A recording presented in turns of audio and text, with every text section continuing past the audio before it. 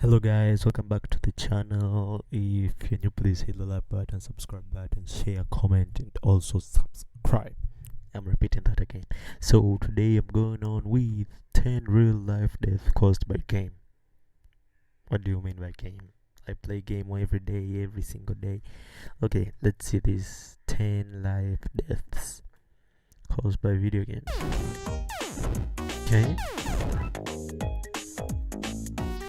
Shout out to you, top trending.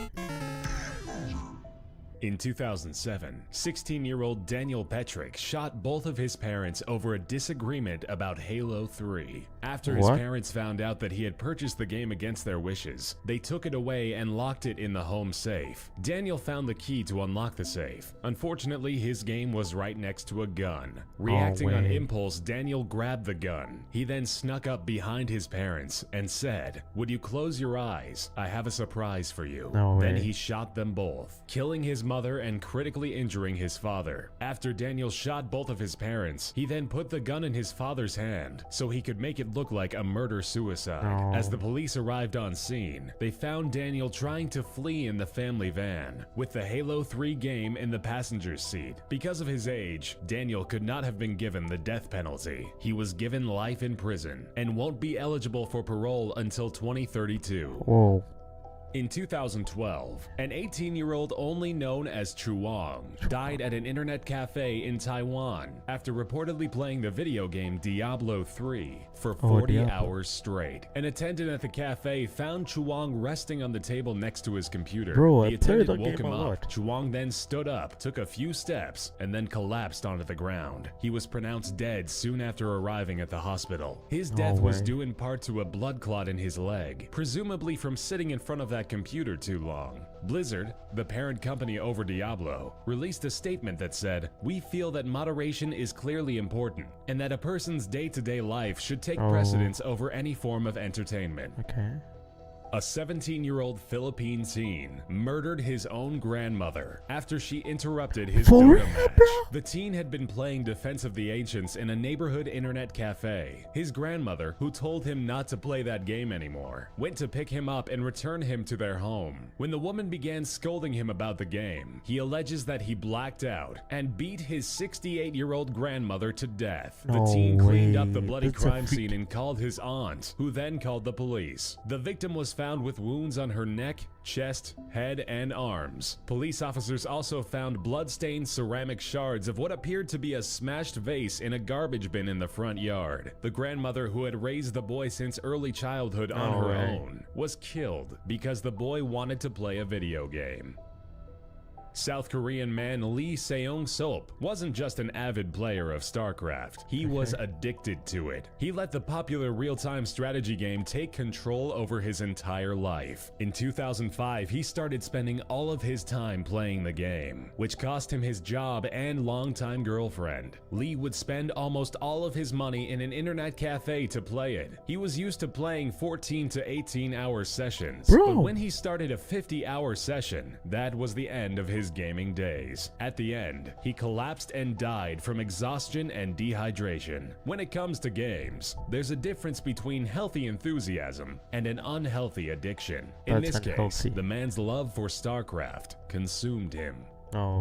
17-year-old Warren LeBlanc of Leicestershire, England, got life in prison for emulating a death scene in a video game in 2004. The game in question? Manhunt. The game was developed by Rockstar North. Armed with a knife and a claw hammer, Warren lured 14-year-old Stefan Pakira to a nearby park. He bludgeoned and stabbed the boy over 50 times until he died. In the trial, the mother of the victim was forced to leave the room as details of her son's horrific murder were explained to the court. At the end of the proceedings, the judge stated, "One thing is clear. You and you alone were responsible for this prolonged, vicious, and murderous attack on someone who thought of you as a friend." In 2013, an 8-year-old Louisiana boy intentionally shot and killed 87-year-old Mary Smothers, For his real? own grandmother. The event happened only minutes after the boy started playing Grand Theft Auto. Authorities believe he intentionally shot Mrs. Smothers in the back of the head as she sat in her living room watching television. Oh, wow. Family and friends of the victim have stated that the victim and the juvenile had a normal, loving relationship and even shared the same bedroom. The sheriff's department released a statement saying investigators have learned that the juvenile suspect was playing Grand Theft Auto 4 just minutes before the homicide occurred. way. The boy, now living with his parents, won't face charges. Under Louisiana law, a child younger than 10 is exempt from criminal responsibility. 18-year-old Devin Moore was actually arrested for Grand Theft Auto, not the game, the real-life crime, in 2003. While being processed at the police station, he lunged at one of the officers and grabbed his .40 caliber Glock. He shot him and 2 other police officers in the head as he made his way out of the station to then What? steal a police cruiser. Once caught and handcuffed, Moore uttered, "Life is a video game. You've got to die sometime." In the trial, his defense team tried to use the Rockstar game Grand Theft Auto Vice City as a scapegoat for the young man's violent acts. Ultimately, Devin was sentenced to death by lethal injection. Oh. In 2014, an 11-year-old boy in the Philippines was stabbed to death by a 16-year-old male. Allegedly, the 11-year-old victim hacked into the older teen's online Dota 2 account. According to the family and police investigations, the victim was taken to a construction site where he was beat up by the suspect. His head was slammed on the walls repeatedly before being stabbed over 40 times. The 16-year-old suspect denied any contact with the victim. However, he was found with heavily blood-stained shorts and drops of blood leading up to his house. The stabbing was so horrific that the mother couldn't recognize her own son. No way.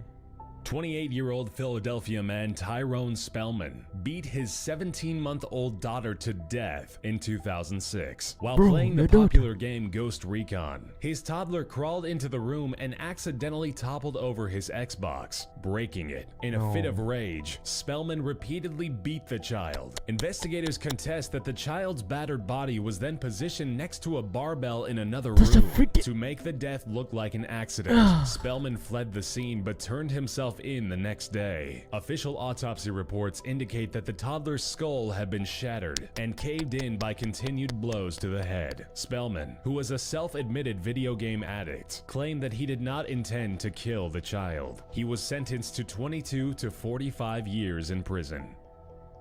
In 2014, 12-year-old Peyton Leutner was stabbed 19 times and left to die in the middle of the woods. The culprits responsible for the attempted murder were 2 of Peyton's close friends, 12-year-old Morgan Geiser and 13-year-old Anissa Wire. The 2 girls were trying to please a fictional video game character, Slender Man. They thought that if they sacrificed a real person to him, he wouldn't haunt them or hurt their families. According to court documents, they told detectives they had been planning to stab her for months. Investigators discovered more than 60 drawings of Slender Man in Geiser's bedroom. One drawing depicted a girl lying on the ground and a person standing over her with the message, "I love killing people." Once the pair lured Peyton into the woods, one of the girls pounced on her and started to stab her repeatedly. During the entire ordeal, the victim was screaming in agony and saying, "I hate you guys. I'll never forgive you. I trusted you." Once the attack was over, the girls ran away. Miraculously, Peyton survived the attack and crawled her way to a nearby trail where she was discovered by a cyclist. Leutner has made an amazing recovery from the attempted murder, and as of this year, the girl who came within a whisper of death celebrated her 13th birthday.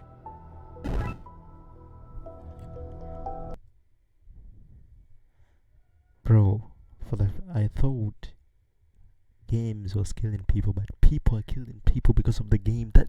That's freaking that's make me freaking bad. Why are you killing people because of the game? And why are you so addicted to the fucking game? Oh, this is crazy, bro. So I think everything, you must be responsible for everything. Don't play too much games, bro. So without wasting any time, please, I hope you learned something from this video as I did. So see you in the next video. Peace out.